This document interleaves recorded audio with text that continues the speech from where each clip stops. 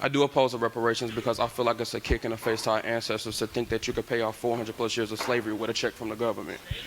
But I keep hearing, white people owe us reparations because they did this to us and stuff. But do you think we should hold black people accountable too? Because last time I checked, the first slave owner in America was actually African American, a slave owner from Angola by the name of Anthony Johnson, who also went to the Virginia courts to propose slavery. So I'm just like, it was successful, first account of slavery by a black person. Should we hold African Americans accountable as well? My answer would be no. No. I mean, there are those exceptions, but that wasn't the rule. And look, I think the entire reparations argument is so unbelievably convoluted and dangerous. First of all, you hit it on the point at the beginning where how do you do justice for something that was that sinful for that period of time?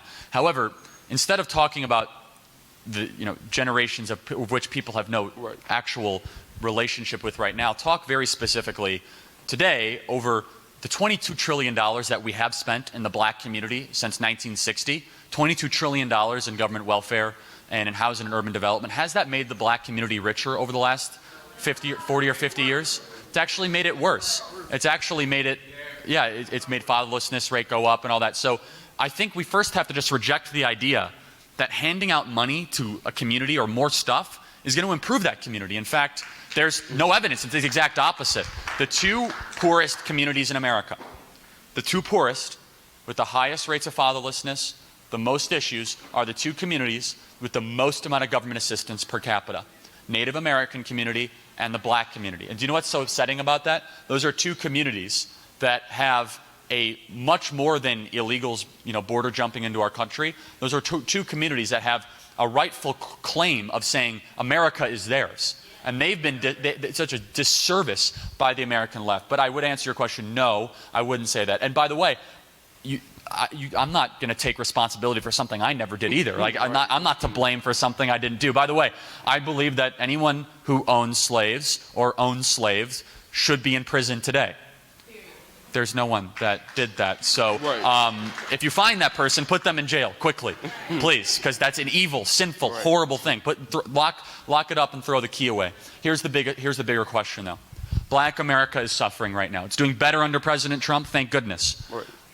Over the next 20 years, how do we get fatherlessness rate to go down 1% a year for 20 years? What does that look like?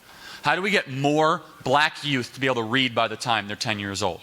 How do we get the black poverty rate to be sustainably fixed?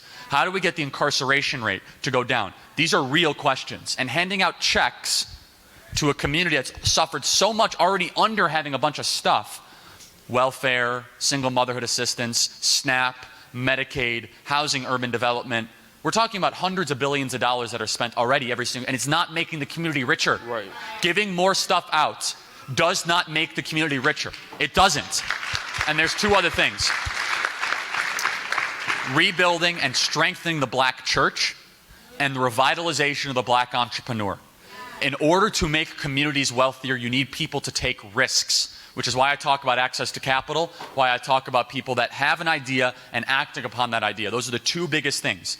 Black fathers, black entrepreneurs. Those things are going to help revitalize a lot more than a reparations debate will in this country. So I appreciate it very much. So thank you.